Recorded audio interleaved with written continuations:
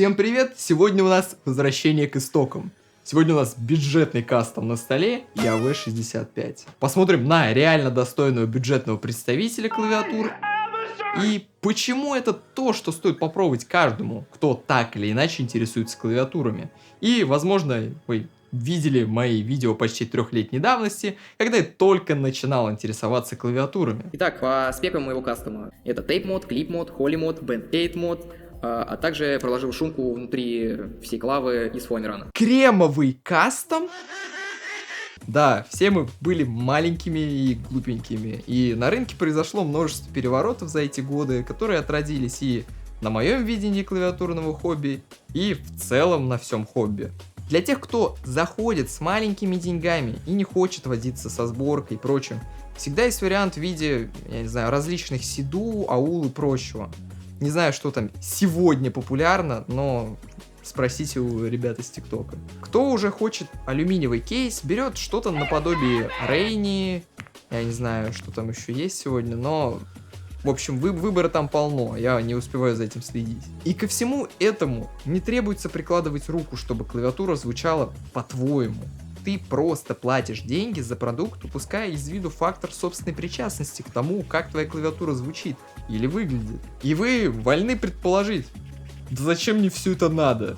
Я пойду куплю себе АУ или что там, MC Хосе и буду кайфовать с полученного тайпинга за 3000 деревянных. Однако я хочу приоткрыть это маленькое окошко, чтобы кто-то из вас почесал голову и сказал: возможно, мне действительно надоели однообразные клавиатуры, и я хочу собрать что-то для себя.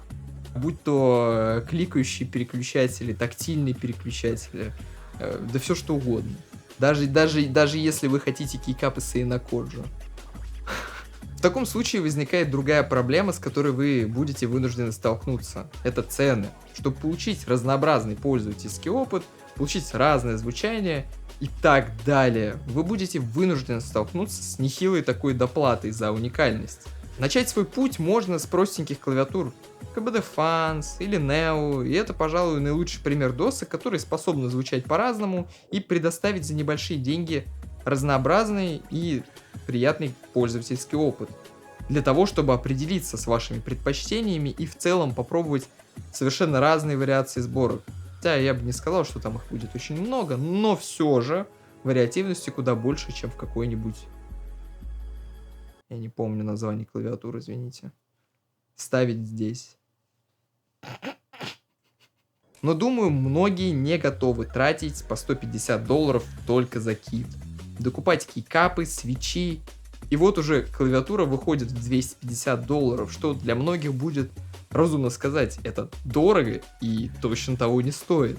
Однако, сегодня я бы хотел рассказать о клавиатуре, которая предоставляет пользовательский опыт клавиатур Neo и KBD Fans всего за $50.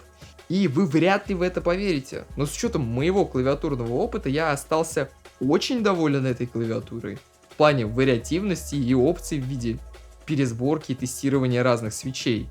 И этой клавиатурой является и AV65, которая восхитительна в очень разных аспектах, начиная от пользовательского опыта, когда клавиатура не напоминает что-то вроде GMK67 с убогой комплектацией и упаковкой.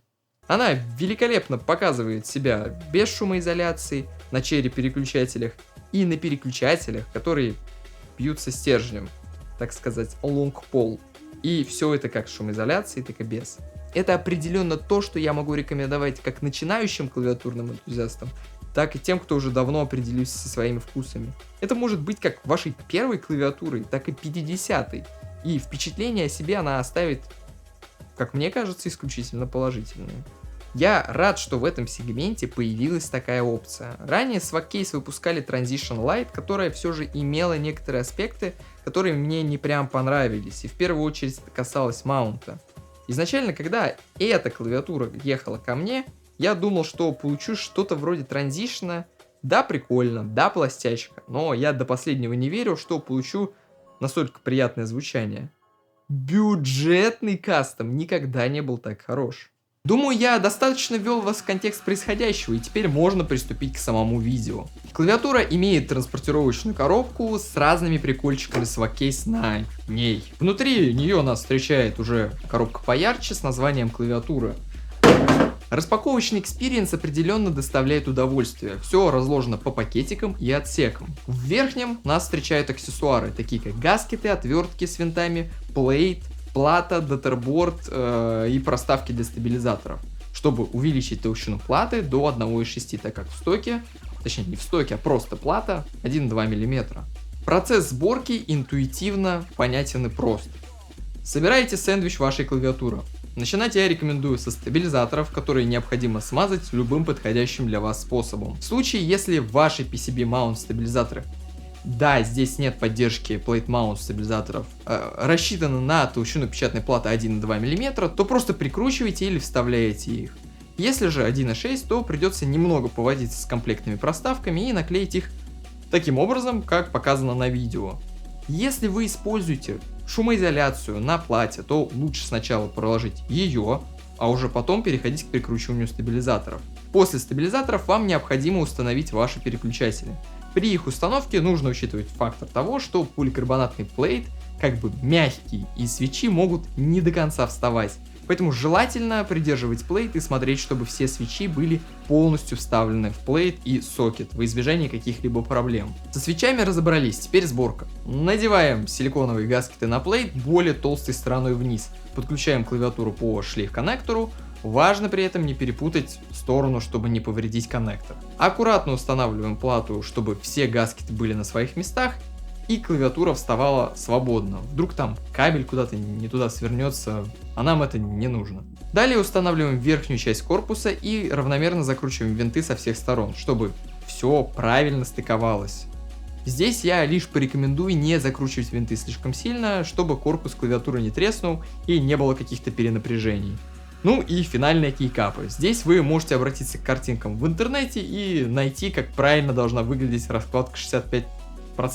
У меня, как вы видите, не хватило одного кейкапа, точнее, как не хватило, я просил кейкапа погонять, и тут ошибочка вышла одна небольшая, там, Ctrl на правом кластере. Sorry. Первое, что вам нужно проверить после сборки, это работоспособность всех переключателей. Для этого заходите на сайт VIA, который автоматически распознает вашу клавиатуру. Заходите во вкладку Keytest и протыкиваете каждый из переключателей.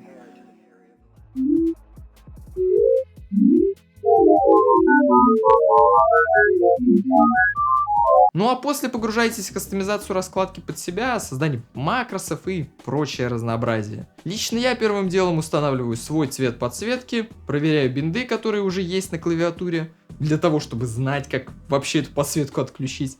Ну и на сладкое переделываю правый столбец на переключение музыки, чтобы было удобно переключаться во время работы и игры. Надеюсь, для тех, кто собирает клавиатуру впервые, все достаточно понятно. И мы продолжаем. Теперь к моей сборке. Стабилизаторы Swagcase Knight V4, в которых смазана буквально только скоба.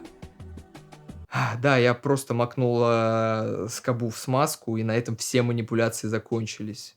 Рекомендую всем делать так же. Стабилизаторы звучат отлично. Все это для максимально свободного и приятного хода. Точнее, не для всех он приятен, но мне нравится, когда стабилизатор максимально свободен. Нет вот этой густоты в нажатии и прочего. Свечи HMX City Red, которые стоят в связке с кейкапами GMK Crimson Cadet. Это сочетание отлично подходит под прозрачный корпус. И я не мог это не попробовать. Да, конечно, получается, что кейкапы стоят как 3 клавиатуры, но что поделать. В случае, если вы только пробуете, то лучше взять какие-нибудь iFei, которые стоят недорого. Свечи вы можете взять любые понравившиеся. Сейчас не очень много сомнительных вариантов, но рекомендую смотреть в сторону Gateron и HMX. Как по мне, на данном этапе это самое простое. Стабилизатор, конечно же, Swagcase, сказал бы я, но понимаю, что не все готовы отдать 1500 рублей за стабилизаторы, поэтому можно посмотреть на стабы от Paigu, которые стоят рублей 600 и в целом довольно неприхотливые, хоть и с некоторыми нюансами. И я думаю, что для многих этого будет достаточно. Поэтому я сделал 4 тайпинга. 2 на MX Black, полностью без шумоизоляции вообще. и только с силиконом на дне. 2 HMX Red с силиконом на дне и со всей комплектной шумоизоляцией. В общем, приятного вам прослушивания.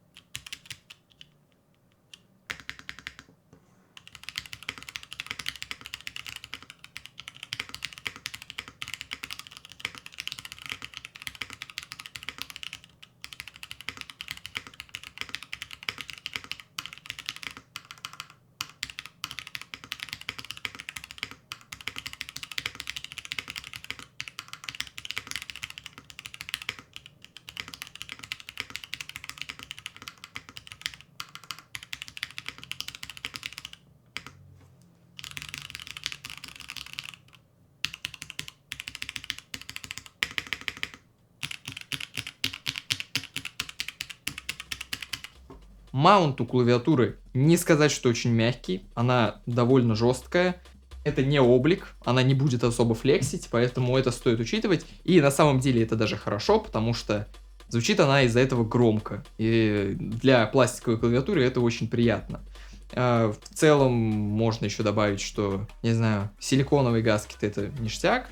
Я за силикон, никакого порона. Хотя порон тоже, кстати, нормально, на интеграле он был и хорошо. Честно скажу, мне доставляет удовольствие это вот пластиковые звуки. И конфигурация полностью без шумоизоляции на блэках мне лично понравилась больше всего. Сухой звук блэков приятно разбавляется пластиковым ударом. И вот эти вот пустоватые звучания, что мне очень импонирует. Я доволен полученным результатом, и в целом эта клавиатура стала для меня основной клавиатурой на протяжении пары недель. И остается в моей ротации как игровая. Ее удобно переставлять с места на место, и она маленькая. То есть у меня в основном такая клавиатура.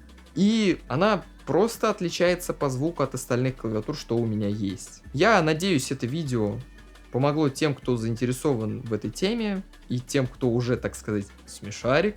Подписывайтесь на мой телеграм-канал, на телеграм-канал Swagcase, чтобы не пропустить обновления. Все, пока-пока.